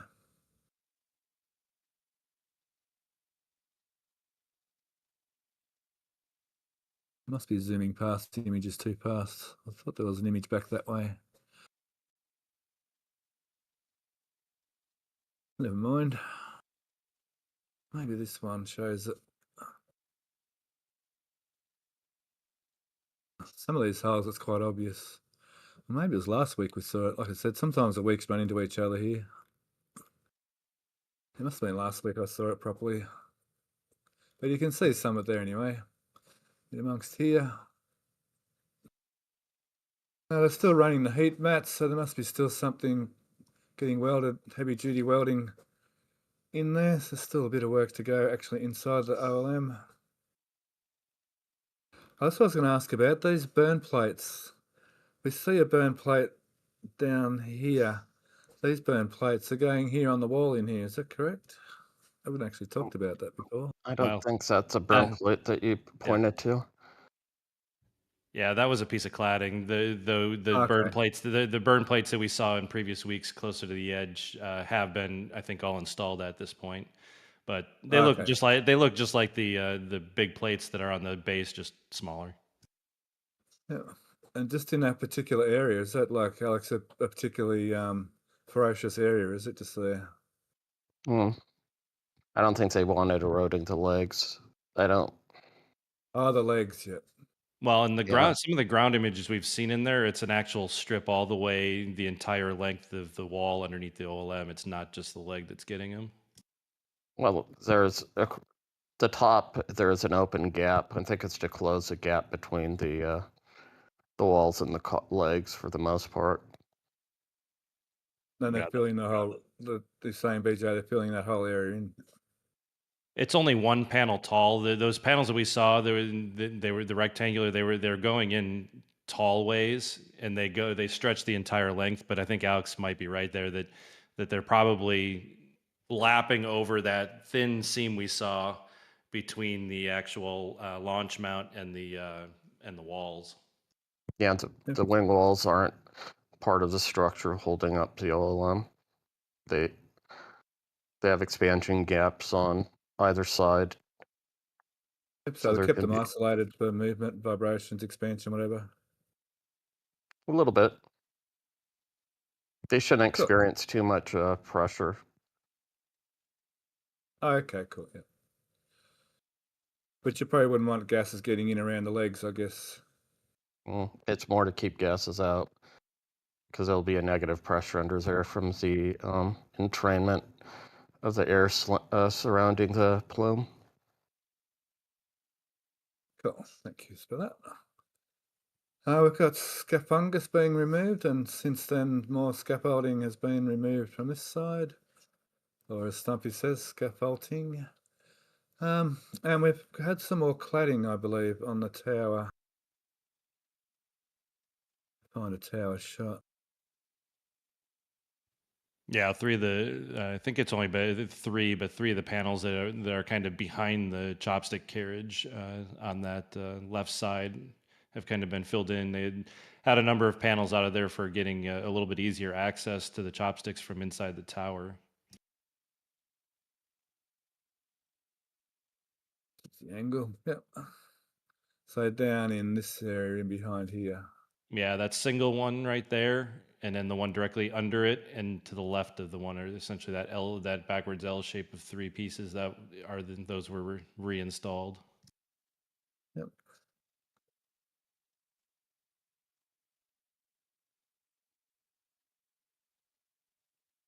Okay, 20 minutes to fill in. Okay, let's go. Okay, we see been much change here. We saw over the last couple of weeks these two valve assemblies being put in place to deal with, I believe it's the purging system, Alex. Yep.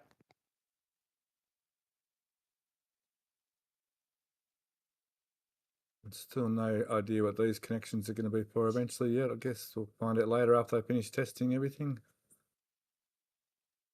Now we've got stacks this week. We see the stacks have been put in place here. Seems like rather a large frame for the stacks, but I guess that's what they do. And there's another one over here, another stack over this side. I think they were there for a couple of weeks, to be honest. Let's change image here. This one will do. Yeah, it'll do. Here I was hoping this crane was going to disappear, this building piece by piece, anyhow. We've got this manifold that's put on this week. I'm getting that tank. So this tank would have been used, actually. It's been hooked up, top and bottom. It would have probably been used in that deluge test, perhaps even. Yeah, it would have had to have been because the top of that manifold was open before the tank came. They wouldn't have been able to pressurize the system if they didn't. Yep. And what's that manifold? That's for the bank, the small bank of 3.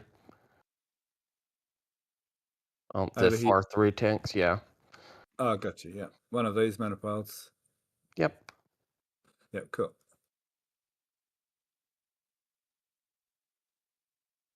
Okay, so that they're still working on the deluge tank. We're speculating they may add some more gas generators yet, but it doesn't look like they're doing that yet by any means. I mean, they have room. It's plumb for 5 more. 4 or 5 more. Yeah. I forgot. Yeah, we can see these here, the T pieces where the liquid nitrogen it goes into the gas generators. We can see a couple of spares in amongst. I think also the gaseous commodities too maybe have some spare. Yeah, there they are. There, that's them there, isn't it? There's spares hanging down even, aren't they? I wouldn't call them spares. I think they're future, depending on their pressure needs. Yep, and the same in this gap here. I think there's 1 or 2 in here as well. Yeah, true. Once they run it a few times and work out how much water's going out there and what sort of effect they're having in the trench, they'll add whatever as they need to. I mean, they know how much water they have to flow through it for the most part. Yep. It's a scaling issue. It's not really. And that's sort of known metrics, isn't it, with pipe size and water density and pressure and what they want at the other end. It's however the shockwave is interacting with the ridge. It's going to determine a lot of that. Because you have a hypersonic plume hitting, and so you'll have a bow wave, and then behind it's subsonic. So yeah, there's a lot of interesting physics happening. So I question whether that wide join was going to be. I sort of imagine they may isolate these 3, but you came up with a good point, Alex, that they'll want all 6 tanks running on the ridge, and then for the initial takeoff, and then they can open up the other valve to flood the deck afterwards. Yeah, and they could do a lot of different ways. They may have had it initially connected just because of space considerations. But I mean, the added tanks were known from when they manufactured all of this stuff. Yeah, that piece with the wire, I think, sitting here, it just needs to be put back in place because they move things around a little bit under here when they started putting the other tank in. Yeah, it used to be connected to the flange between the 2 and the 3 tank, where they added the, yeah, right there is where it used to be connected to, and now it's going to be, they put this small bridge piece to connect the, yeah, and that's currently, I believe, capped off. Yeah, it would be if they've been testing. Yeah. I don't believe they've been testing there. There's some of the up down shots of the exhaust for its gas generators. They don't look at all contaminated compared to the other bank.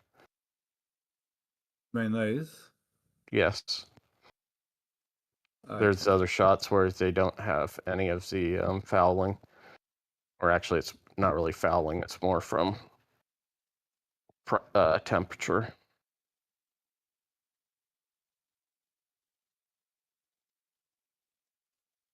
But don't forget, they're testing that also with things wide open for the bank of four, the side wings as well. They really don't. If nobody's around and there's nothing to fly, it really doesn't hurt anything. Cool. That's good to see the water deluge farm up to testing stage anyway, at least for the bigger tanks for the most part. I guess we'll see some more of this testing. I suppose they're kind of limited if they can test the deck here. They don't want to flood all the welders not yet. They probably need things out of the way before they can actually start shooting water out of the deck. So this would all be waterproof, wouldn't it? So the water coming off the deck would flow, wouldn't actually, so nothing get wet inside there, I'd imagine. I mean, most of that equipment in there's designed for being outdoors, it looked like. Yeah, I mean, it's been exposed to rain over the last month, so I think it's good. Yeah, good point. Good point. Yeah. And it'll be a fairly trivial amount that would potentially leak in as well. Yeah, yeah, true.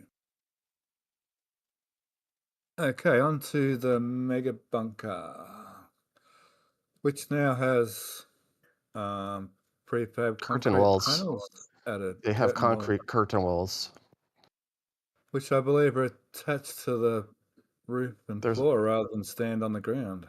Yeah, there are a bunch of tabs that they're hanging from. You can see two of them are there's three of them between this, just above your hand. There's 1, 2, 3.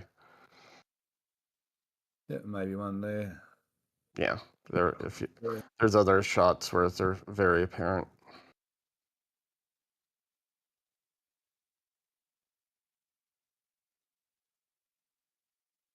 Which is what this crane's doing. It's going to install a. Oh, here we go. I can see him here as well. Yeah. Yep.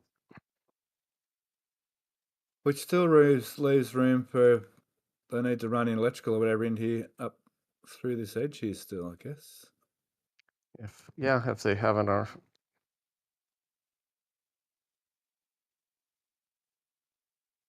They still haven't. Oh, they haven't filled in this gap in here yet either. Nope.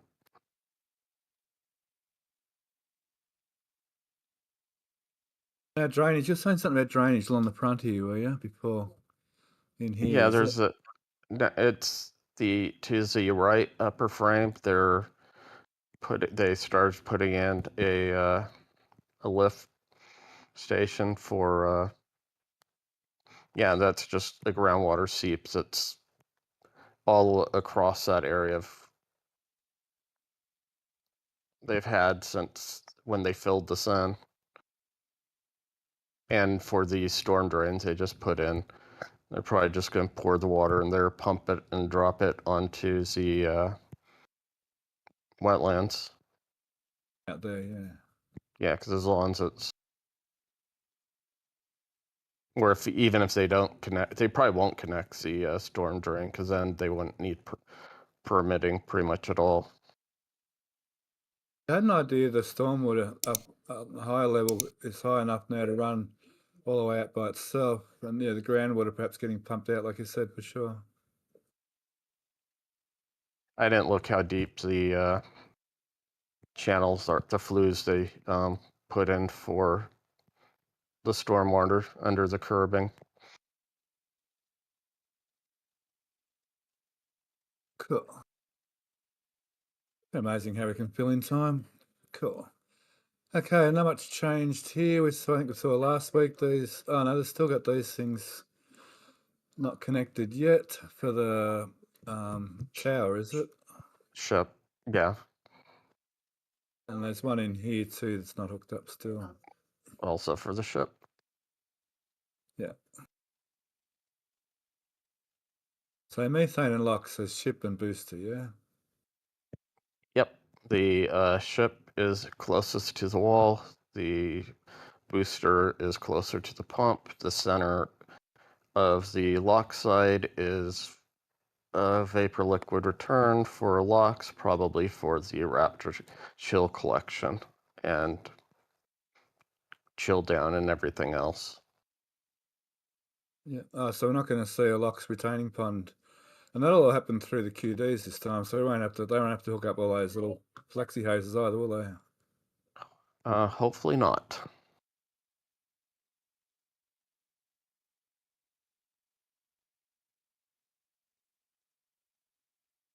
But yeah, there's nothing in any of their submissions for a locks pond.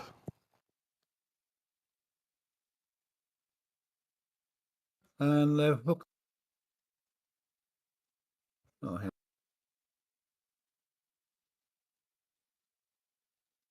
my computer was having a funny moment there for a second.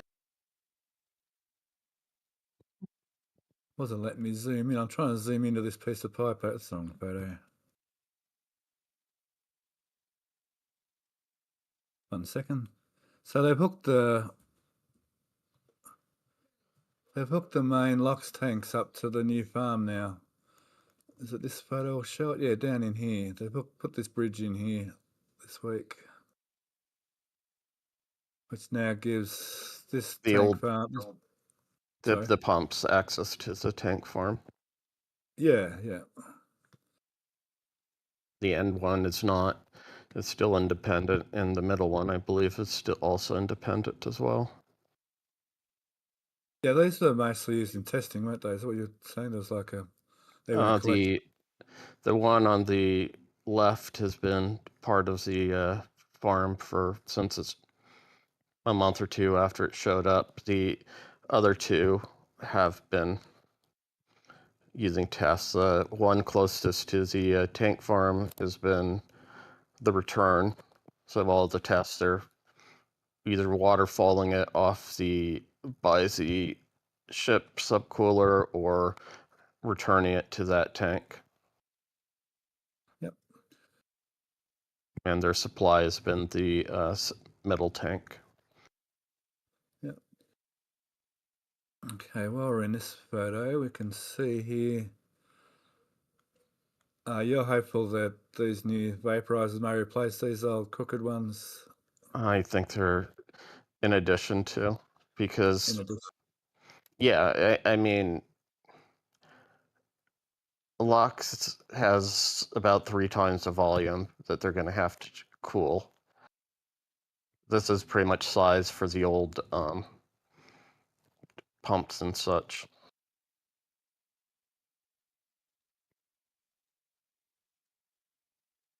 Cool. Oh, there was a question. I'll look at that later. Mark Smith's question.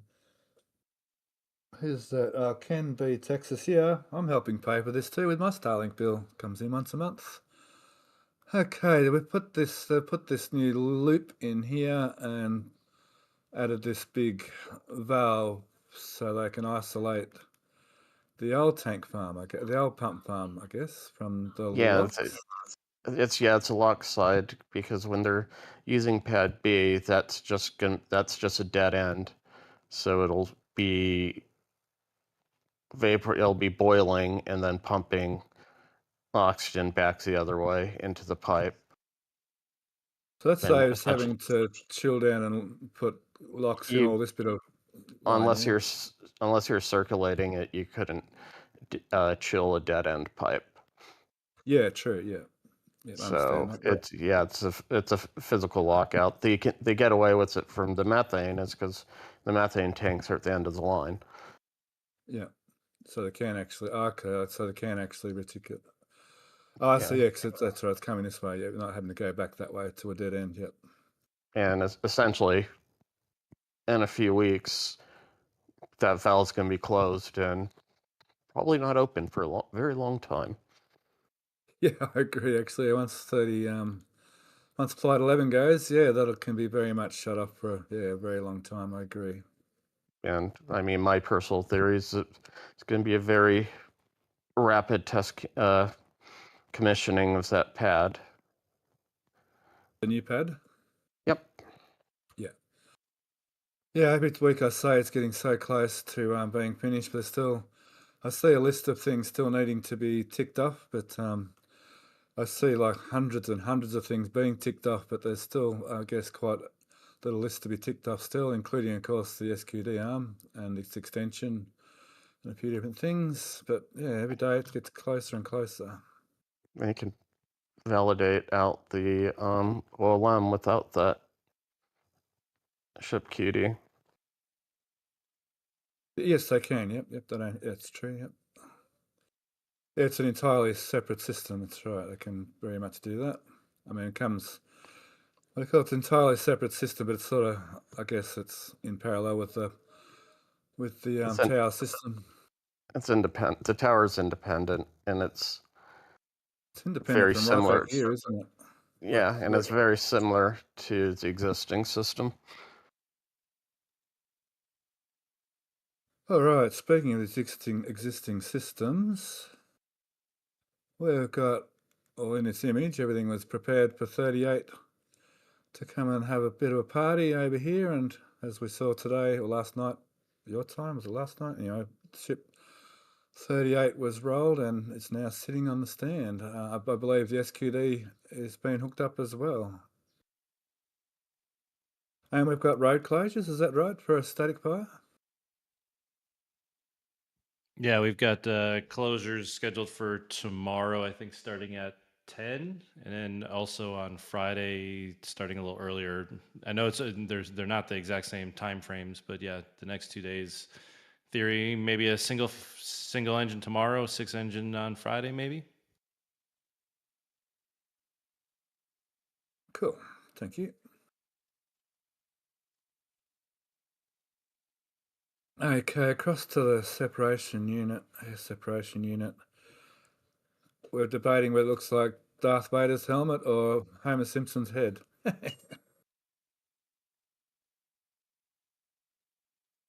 I'm sort of more going towards Darth Vader's helmet myself. A bit more work on the Art Deco wall features. Elon, Looks like he is our father. A bit thicker walls back here, and looks like they're going to go higher, but no internal walls, so a bit of a difference this way around. Not sure whether this is to protect the turtles or to protect the ASU unit from the turtles. We'll see. It's just a blast wall and a privacy wall. We saw the plans. I think there's going to be a compressor farm sort of here and the tower sort of system over here-ish, but that could obviously change. It's some earlier diagram sort of showed that. Bit of work going on along here. There was a question in chat about where it's going to come under the road. I think the original drawing had something over here, but it's more than likely going to be over here somewhere, I imagine. There's the biggest shot. I guess the final commodities are going to run around that trench and probably come under here, I guess. I don't really know. Make it come back up over where the Locks pump farm is when they rip that all apart, maybe? Come up here. Are we sure that's not BJ's go-kart track? Again, yeah. Because there are, like, these pipes finish, are they LOX and nitrogen ending way over here? They're not, that's a LOX line there, isn't it? There's a methane line and a LOX line. Oh, they're methane lines, yeah, those two. No, those are methane. Yeah, methane. Nitrogen's much lower. Yeah, okay, yeah. So Yeah, they could literally jump onto that line. I think is that what you were sort of suggesting, BJ? They could pump into that line. It would pump into the small fill line. It's Oh, not down producing a in there. huge, yeah, Okay, and yeah. it's a long enough run that it'd probably make a lot of sense for them to replace that with vacuum jacketed. Okay, yeah. So to answer a question, actually, where it's going to come from, the actual the actual site here, maybe down here. The original plan had something over here as a point, but I'm not sure about that.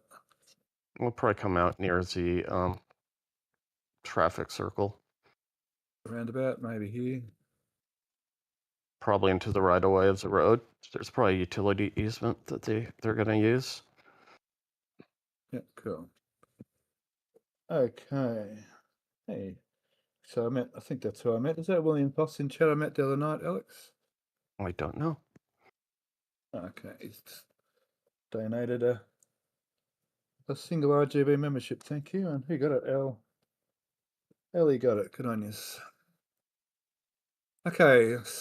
What have I forgotten here at the launch site now? Well, we can get What into else some is- questions if you'd like. Yes, please. All right, so first question's from Astro Joe. For those who know, he says, when butter? And our next question is from Mark Smith. He asks, do you believe a test structure for booster slap and fitment checks have already been built?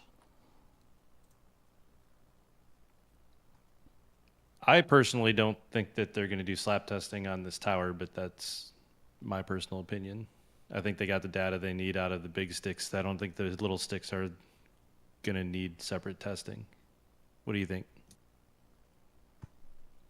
They're going to have to probably tune the hydraulics and account for the different rotational accelerations and loading. I mean, It'll have a different it's resonance. a very substantial structural change, and It'll even have though a much different resonance too, won't it? it'll vibrate faster, yeah. All right. And next question comes from Six String Simpleton. He sees all the water down in there and asks, how will the trench be drained more effectively later? There's a sump pump that the issue is that they need a receiving vessel for the water, and because of their agreements with the EPA and Texas environment, they must use potable or potable equivalent water. So they're not likely to. There's nothing for a water treatment plant, so they're probably going to continue to use MOVAX.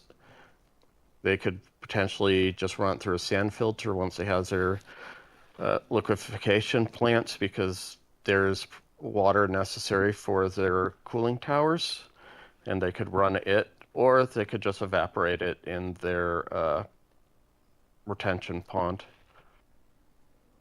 But you're saying too, after a launch, there won't be that much water down there because a lot of it will escape as steam. Is that right? Yeah, but there's going to be a lot of groundwater that's going to just seep in. Okay. And this week we see a water pump here that could possibly be sucking water out of the trench by those lines through to here, which I'm not sure they are or not. There's a manifold you can see just between the first and second tank now where you were. Right in that, over to right there. That's a manifold that's probably bolted to the flange for the sump. It looks like it is, and has a big. And that hose probably heads to that trash pump.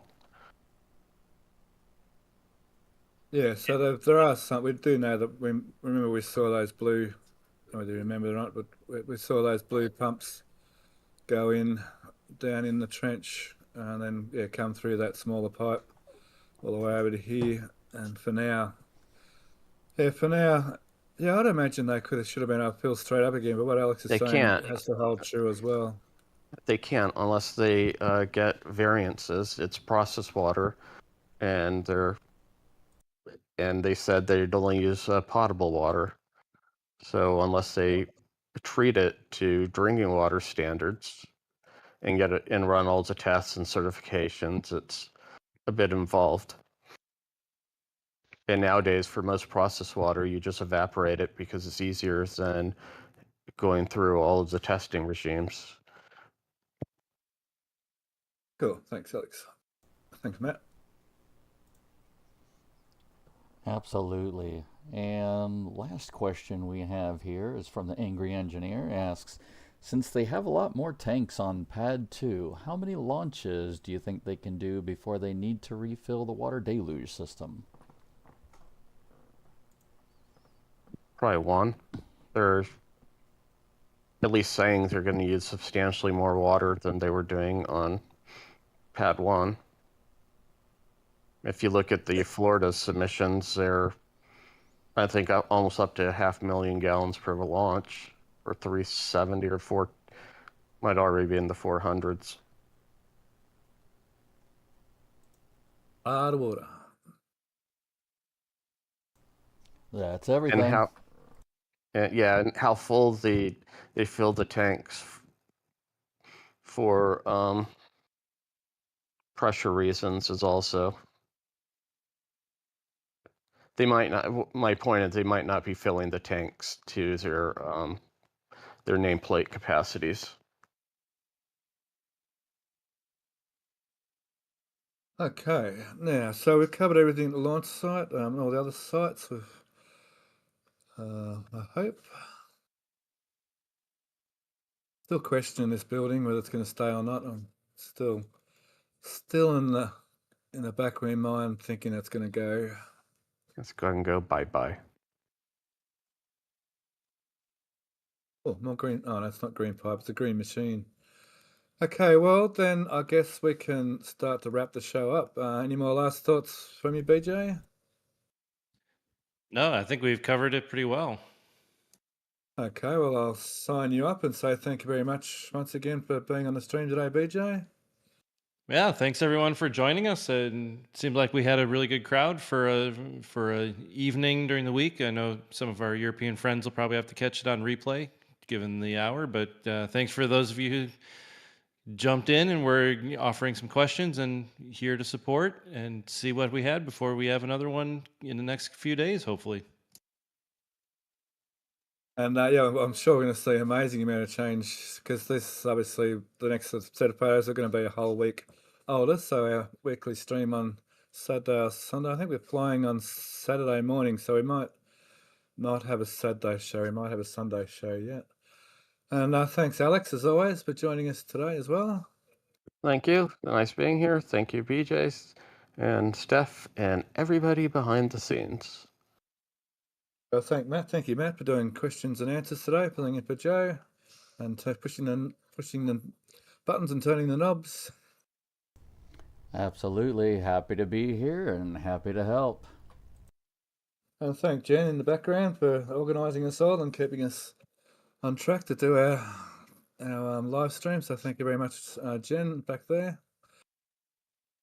And I'm going to leave you with the fact that one of these or two of these tanks are crooked for those people who love crooked things. And how do we say? Most engine cutoffs, separation confirmed. Love you, bye.